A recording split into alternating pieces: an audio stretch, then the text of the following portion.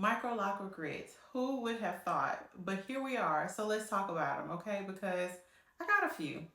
Soften up the mess, drop it in the water, let the daughter find an image with the rest. I want to start off by prefacing saying that I do have some Microloc regrets, but getting them is not one of them. Getting Microlocs has been the best thing that I have done, and there is zero regret there. Best decision ever. And if you need a friend to encourage you on your journey and talk you into getting them, here I am. I got you, girl. Because this right here, yeah, she's still loving them 100%.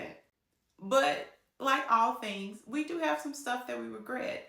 And that's okay. That doesn't mean we regret our decision of doing something or getting something. It just means that hindsight is 2020, and looking back, there probably would be a few things that I would do differently. And that's what I'm going to share with you today. The loose ends, girl. My first regret would be starting my Microlocs with heat damage because it's changed the way that I'm able to manipulate my hair. So what that looks like is I have to continually do braid outs to be able to maintain the frizz, or for some parts of my hair, the hair is really straight. It doesn't really curl as much. So with that in mind, it's a lot more manipulation. There is no throw a bonnet on, go to sleep, spritz it with a little water, shake it and go. Absolutely not. Not, at least not my heat damage. For me, I have to be consistent with doing braid outs so that I can maintain some type of curl pattern, because I'll insert a clip of what my hair looks like when my loctician washes it, then she does the retie. Girl, the frizz is a hot mess. And as my braid out gets old, it begins to frizz. This is not your normal frizz, girl. This is heat damage frizz. So the curl and the way that it looks is completely different of that of other people that may have 4B and 4C type hair.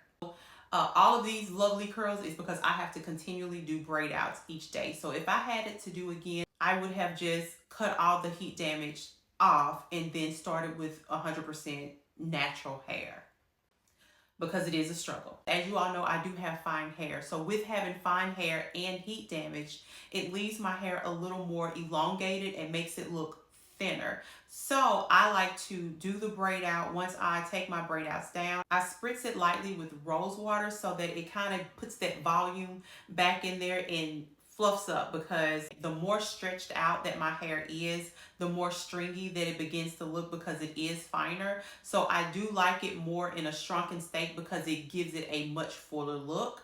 But again, I have to do a lot of manipulating to be able to maintain that style because of the heat damage. So if I had to do it again, girl, she would not start with heat damage.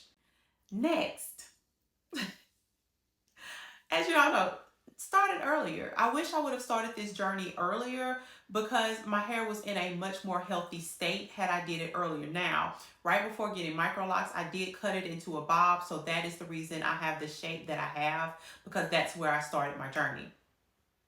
But had I known what I know now, I would have definitely not gone that route and just gotten Microlocs a lot sooner.